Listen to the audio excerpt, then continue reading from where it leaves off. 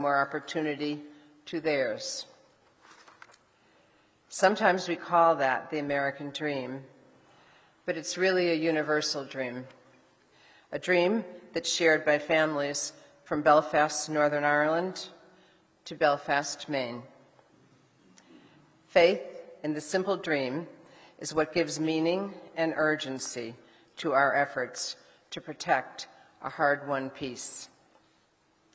I saw that urgency at Queen's and Ulster University, who are partnering with local businesses to create job pathways for their students. I saw that urgency in the eyes of the young leaders I met with, who were born in Northern Ireland, and though they studied or worked abroad, have decided to move back home because they wanted to live their lives here and make their neighborhoods stronger. But I also saw communities where people are eager to work hard, but where opportunities and especially investment is scarce. Let's not forget, 25 years on, the Belfast Good Friday Agreement remains a stunning, stunning achievement. And today, we remember the people who risked their lives to achieve it. The people who, as President Biden said, walked brave steps so their children might have a better future.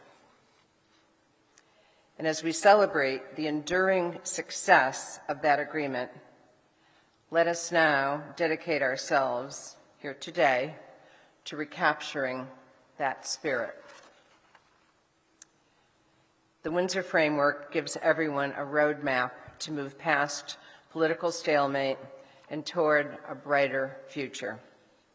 The task now is for all parties to walk a few more brave steps, and here in Northern Ireland, for all parties to participate in government once again. Democracy, however messy, however imperfect, remains the best way for Northern Ireland to decide its destiny. And everyone here, including myself, believes in Northern Ireland's economic potential.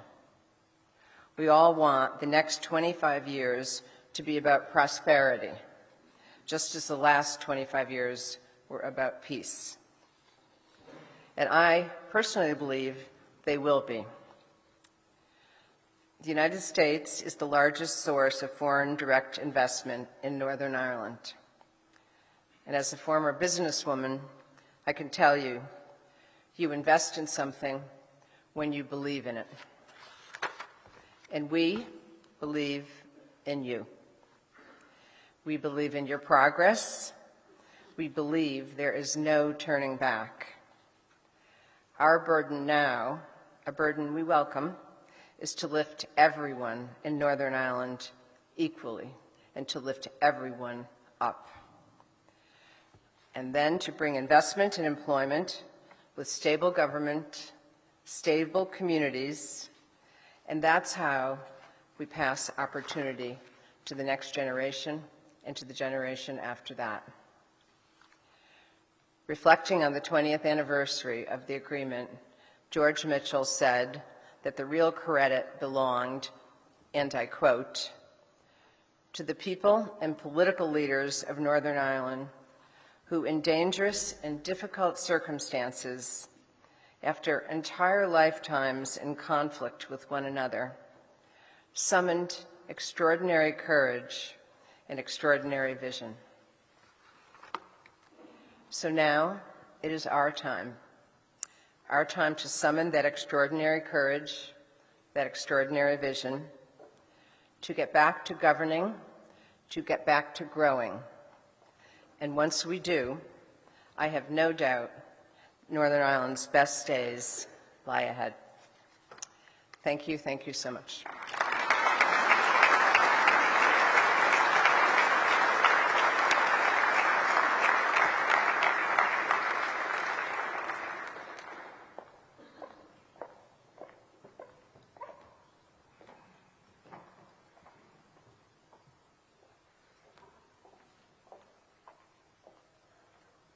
Ladies and gentlemen, Joseph Kennedy III, United States Special Envoy to Northern Ireland for Economic Affairs.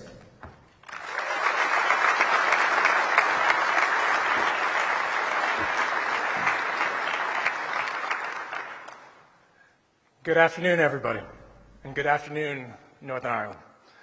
I am so excited and honored to be here with all of you this afternoon. You guys up there, too. It has been such an extraordinary 12 hours or so here, and thank you for the incredibly kind and gracious welcome. As you all know, 25 years ago, the people of the United States bet on peace. We bet on it because we bet on you. We bet on your dreams and your aspirations, your hope for your kids, the future that you will write, the city, the community that you will create. Where there was pain, you saw a chance to heal. Where there were walls and wire, you saw a community. Where there was division and skepticism, you saw hope.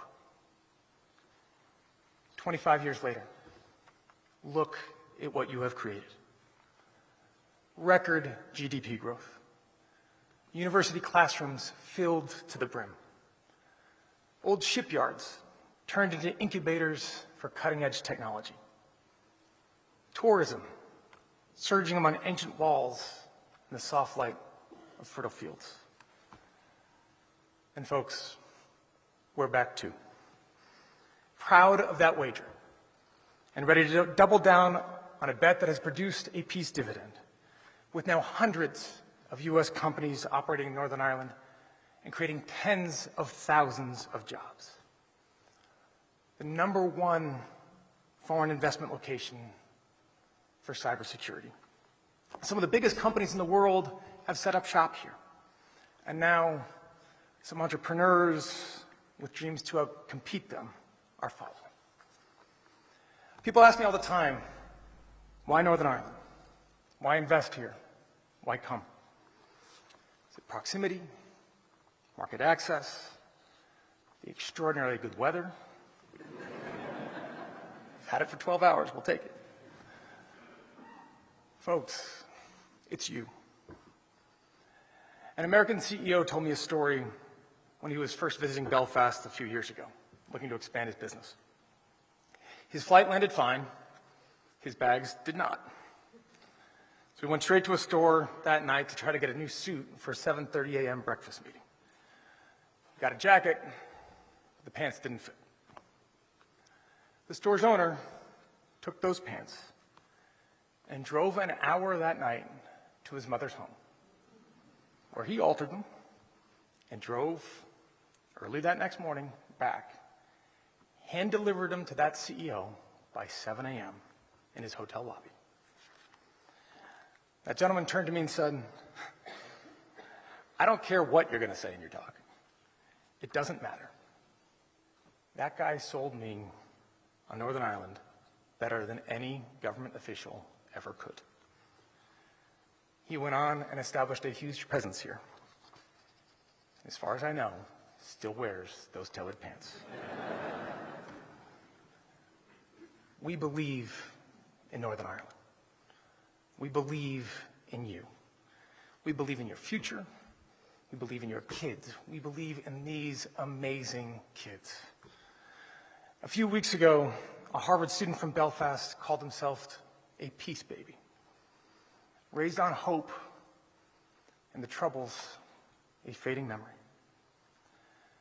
I am so incredibly proud of President Biden's commitment to those peace babies, expanding their opportunity.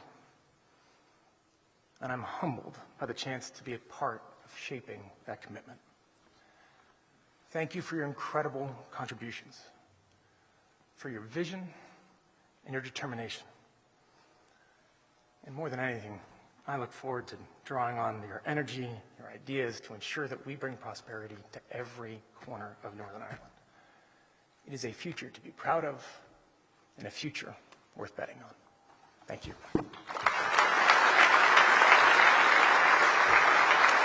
Ladies and gentlemen, Steve Orr, Chief Executive Officer of Catalyst.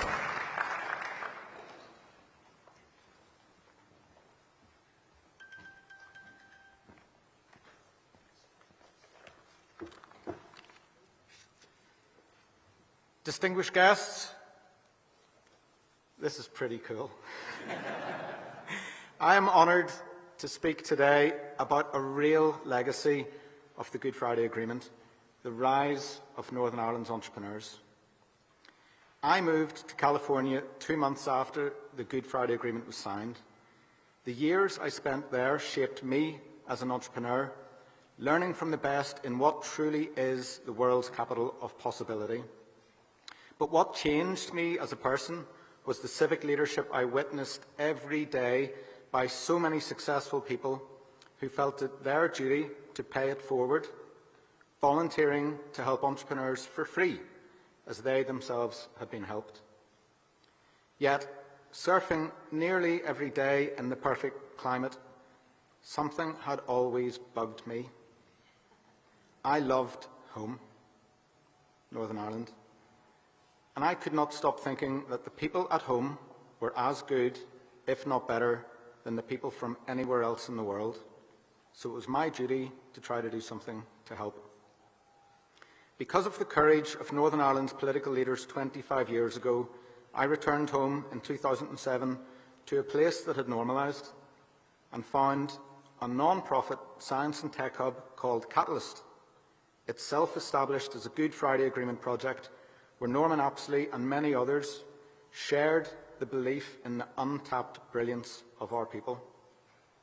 Catalyst then agreed to become the home where we would develop the platform for Northern Ireland's most experienced and most successful people to pay it forward to help our most promising entrepreneurs. Today, more and more Northern Irish entrepreneurs and their companies are becoming world leaders in their field. The entrepreneurs do it not just for self-determination, but out of a love of Northern Ireland and a dream of creating opportunities for our people. If you want to witness what fearless looks like, just talk with any of the young entrepreneurs who are here today. They put it all on the line for a brighter future every day. I know you, our political leaders today, can too. The contribution of the United States to Northern Irish entrepreneurship over the last 15 years has been profound, but did not come about only due to government or even institution to institution relationships. It came about through the generosity of US individuals, many of whom were world leaders in their field, who just wanted to pay it forward to help us. None more so than Mary Walshock of University of California, San Diego. As we look to the future, most leaders in Northern Ireland now share a common vision. Opportunity for all from world-leading innovation. This part of the world used to lead the world in 5 industries, and we will lead the world again. Only this time we renew our pledge to pay it forward so that the opportunities created will be accessible to everyone, especially those furthest from opportunity. Thank you.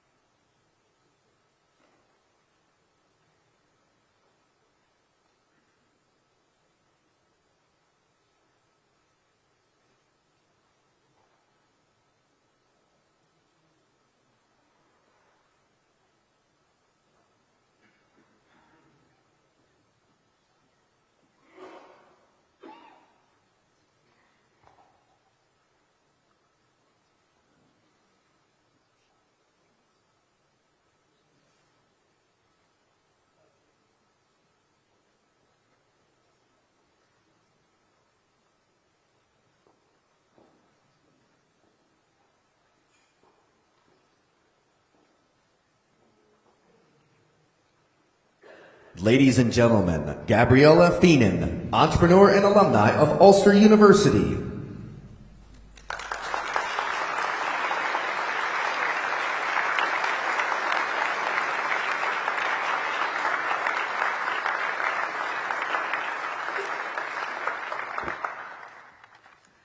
Good afternoon.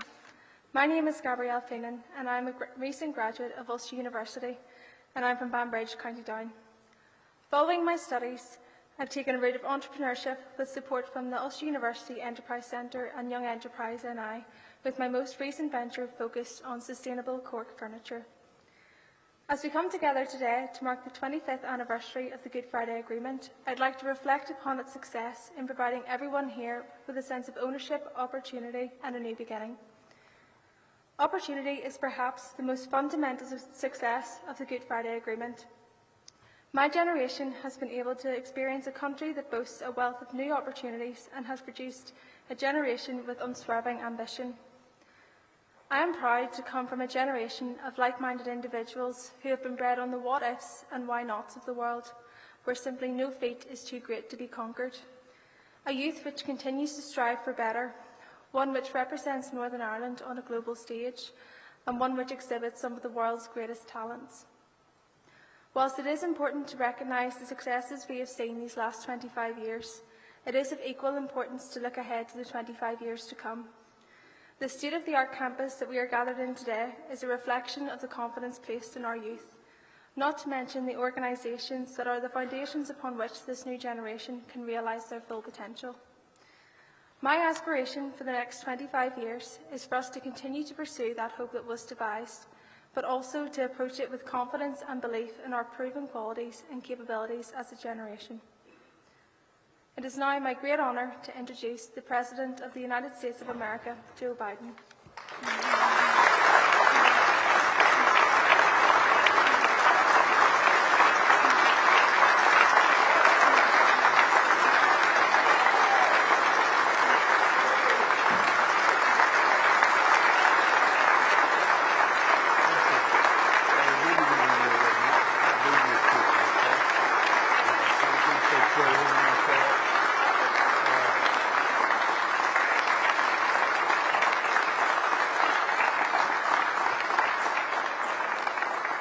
Well, good afternoon, everyone. What a great, please have a seat. Great honor to be here. I just told Gabrielle that when she's the leading public figure in this country, and I show up, promise she won't say Joe who is outside. You say Joe Biden. Remember, just remember me, okay? Promise? All right. Chancellor Davidson, Vice Chancellor Bartholomew, thank you for hosting us today on this beautiful campus of Ulster University. I came here in '91 in this neighborhood, and you couldn't have a glass building like this here in this neighborhood. I don't think it would have stood up very well. But things are changing. Lord Mayor Black and Secretary of State of Northern Ireland, Heaton Harris, thank you for the welcome to Belfast. And Mr. Speaker and leaders of Northern Ireland's leading 5 political parties, I was honored to welcome you to the White House a few weeks ago, and it's wonderful to see all of you again today. And Ambassador Hartley, thank you for your outstanding work leading our mission to the UK. Ambassador Hartley is an old friend and the former ambassador from Great Britain to the United States. The home of that ambassador and the embassy is along the fence line of the Vice President's residence, which I lived in for 8 years. And the Vice President and I became friends with the ambassador. And his last trip back home before he came back to Washington to serve out the final few months of his term, he told me he was going to bring something back for me. And so I didn't know what he had in mind. But when he came back, we had him over the house. We've spent some time together, he and his wife and I and my wife. And he brought back a book with a photograph on the front of the book. It had been just reprinted, the book, of a somewhat stout British captain in his quarters with a big bulldog sitting next to him, and his name was Captain George Biden, because he used to always kid me and saying, you know, Biden's English. You talk about the Irish, Biden's English.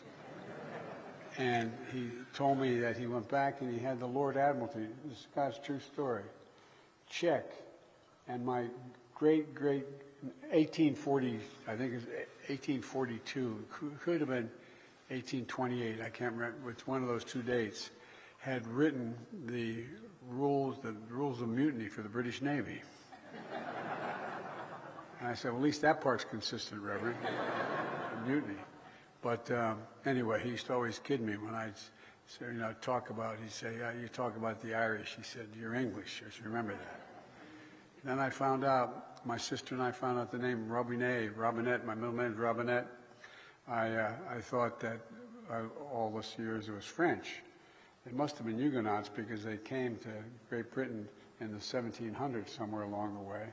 And they're all from Nottingham. So I don't know what the hell's going on here.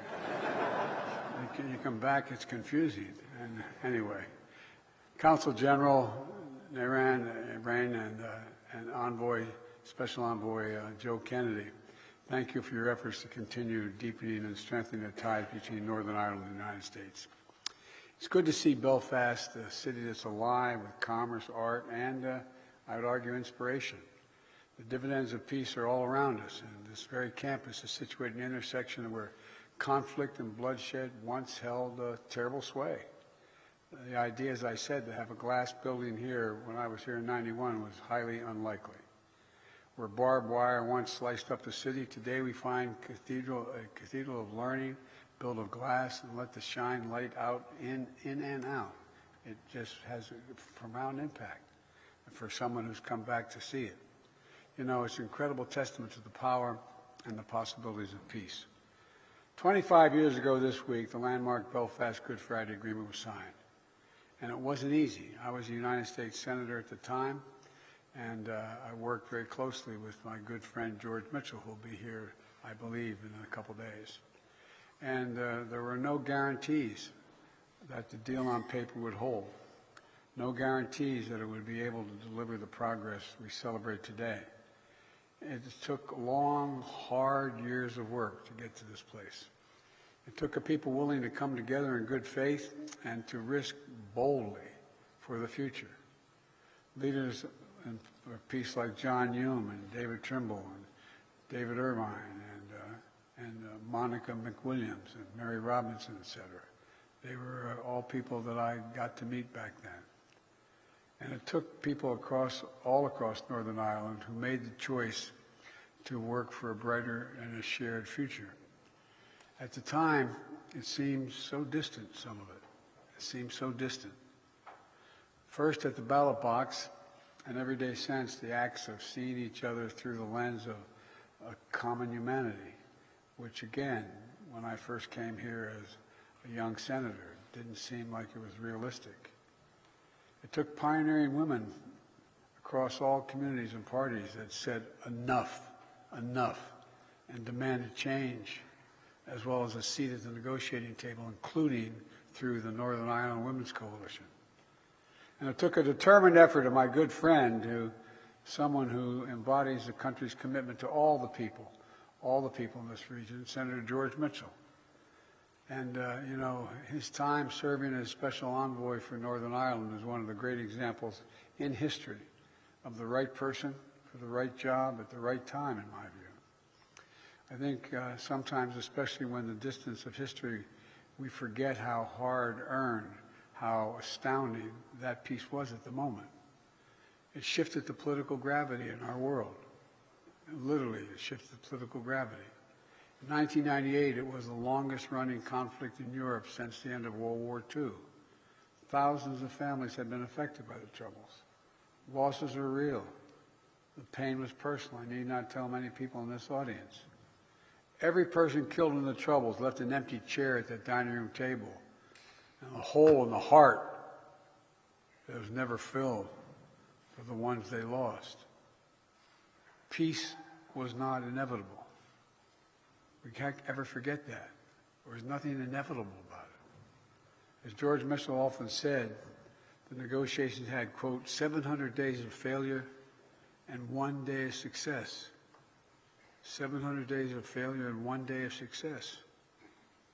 But they kept going because George and all the many others never stopped believing that success was possible. And I want all of you to know, especially the young people in the audience today, and don't jump, okay? Oh, I didn't see that all the way up there.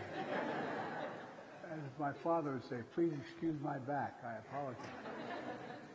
But all kidding aside, the American people are with you. Every step of the way, it's real. Those of you who've been to America know that there is a large population that is invested in what happens here, that cares a great deal about what happens here. Supporting the people of Northern Ireland, protecting the peace, preserving the Belfast Good Friday Agreement is a priority for Democrats and Republicans alike in the United States, and that is unusual today because we've been very divided on our parties. This is something that brings Washington together. It brings America together. I spoke about this with Northern Ireland's political leaders as well as the Taoiseach on our St. Patrick's Day celebration at the White House. It's been a key focus for me throughout my career.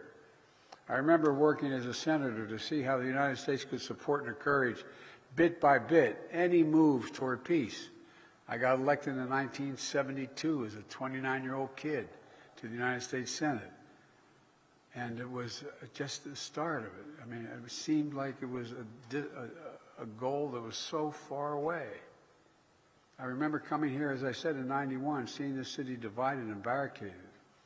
Then in 94, when the ceasefire was declared, it was like a sea change. The tide of violence began to recede, hope rolling in. In 1998, overwhelming joy. It's hard to communicate just how deeply invested in your success, the people across the United States are. And those of you who've been there know it. You know it. I'm not making this up. This is real. It's almost people can taste it. The family ties, the pride, and those Ulster Scots immigrants, those Ulster Scots immigrants who helped found and build my country. They run very deep, very deep. Men born in Ulster were among those who signed the Declaration of Independence in the United States, pledging their lives, their fortunes, and their sacred honor for freedom's cause. The man who printed the revolutionary document was John Dunlap. He hailed from County Tyrone. And countless others established new lives of opportunity across the Atlantic, planting farms, founding communities, starting businesses, never forgetting their connection to this island. As a matter of fact, as you walk into my office in the Oval Office in the United States Capitol, guess what? You know who founded and designed and built the White House? An Irishman. No, not a joke. Not a joke. Passing it down generation after generation. Your history is our history. But even more important, your future is America's future. Today's Belfast is the beating heart of Northern Ireland and is poised to drive unprecedented economic opportunity and investment from communities across the UK, across Ireland, and across the United States. The simple truth is that peace and economic opportunity go together. Peace and economic opportunity go together. In the 25 years since the Good Friday Agreement, Northern Ireland's gross domestic product has literally doubled. And I predict to you, if things continue to move in the right direction, it will more than triple. There are scores of major American corporations wanting to come here, wanting to invest. Many have already made homes in Northern Ireland, employing over 30,000 people. And in just the past decade, American business has generated almost $2 billion in investment in the region. $2 billion. Today, Northern Ireland is a churn of creativity, art, poetry, theater. Some of our favorite television shows and movies are filmed here, as you know. And I understand the star of the recent Oscar-winning film and someone of Belfast barista, James Martin, is here today. James, where are you?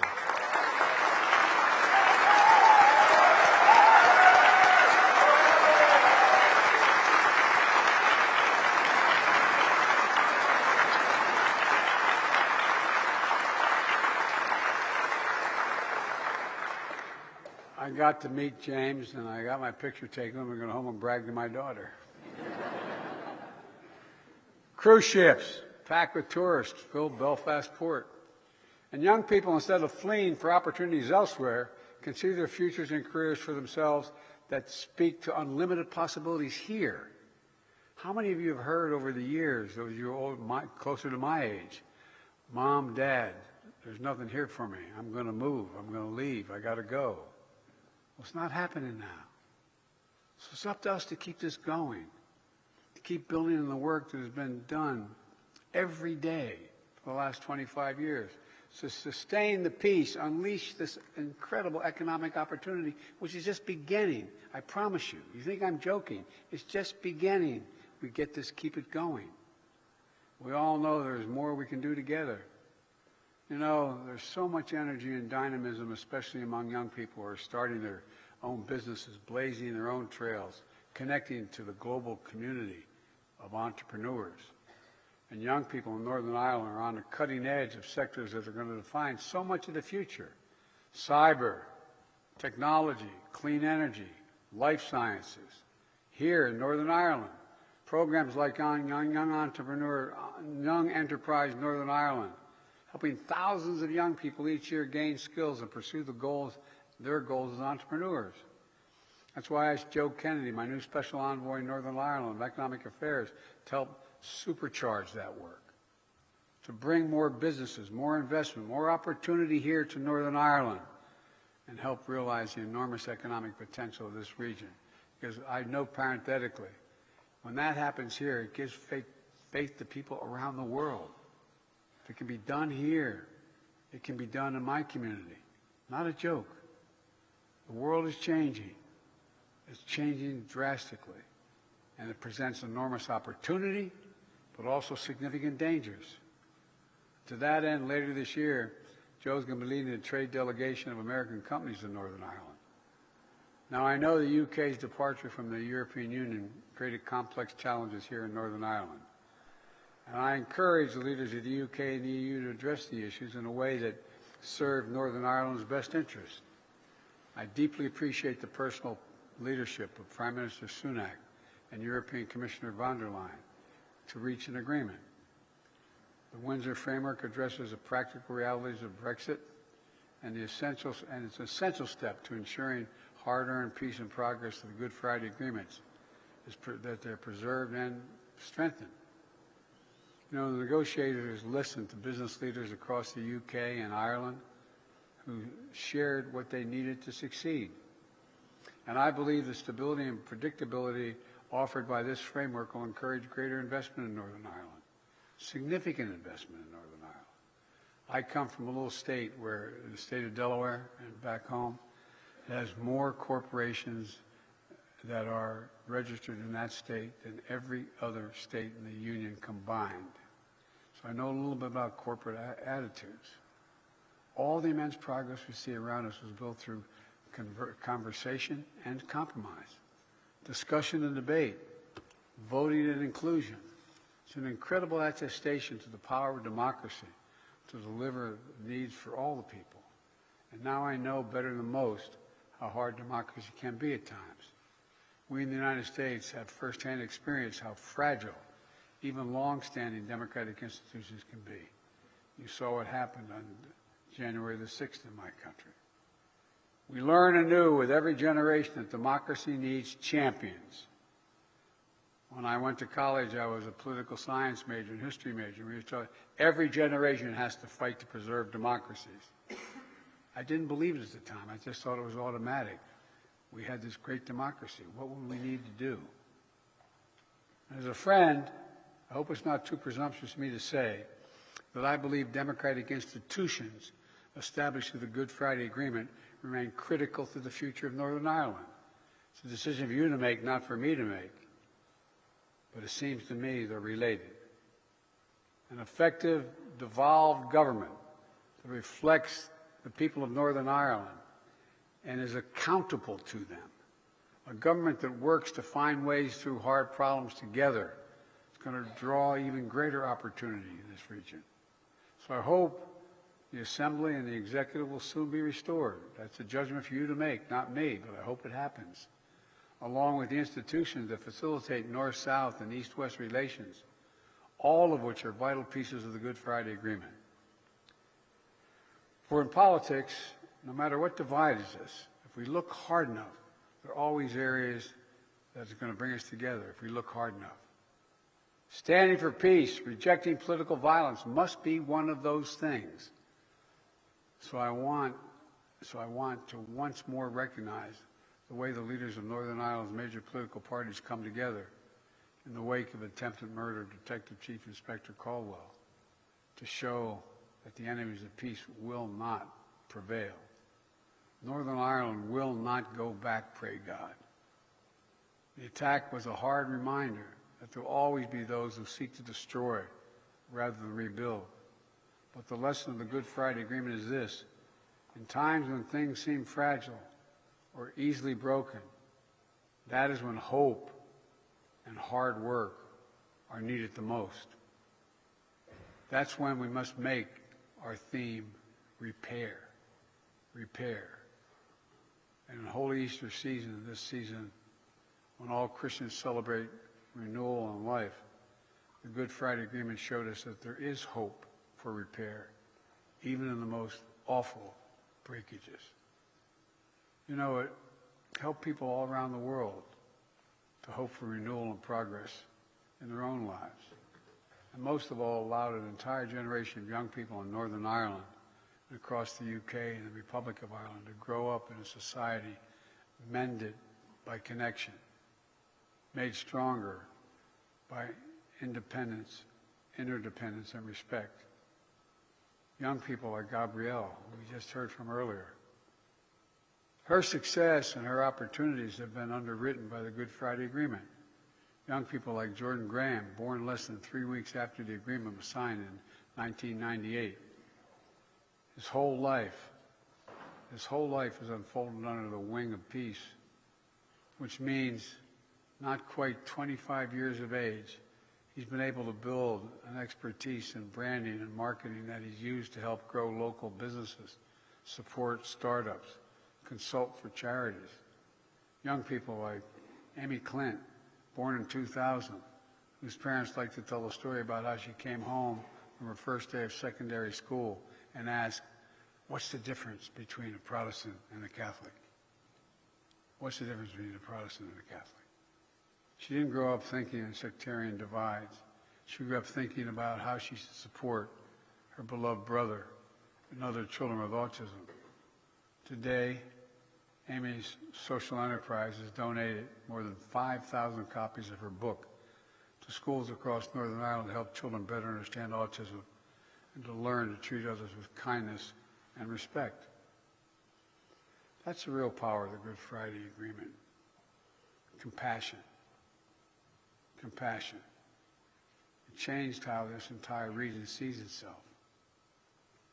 In the words of Morrissey, Belfast's first poet laureate, what's left is dark and quiet, but bookended by light, as when Dorothy opens the dull cabin door, and what happens outside is technicolor. What happens outside is technicolor. This place is transformed by peace, made technicolor by peace, made whole by peace. So today, I come to Belfast to pledge to all the people of Northern Ireland, the United States of America will continue to be your partner in building the future the young people of our world deserve. It matters to us, to Americans, and to me personally. It genuinely matters if you've traveled my country. So let's celebrate 25 extraordinary years by recommitting to renewal, repair, by making this exceptional peace the birthright of every child in Northern Ireland for all the days to come. That's what we should be doing. God willing, you'll be able to do it. Thank you all for listening, and may God bring you the peace we need. Thank you.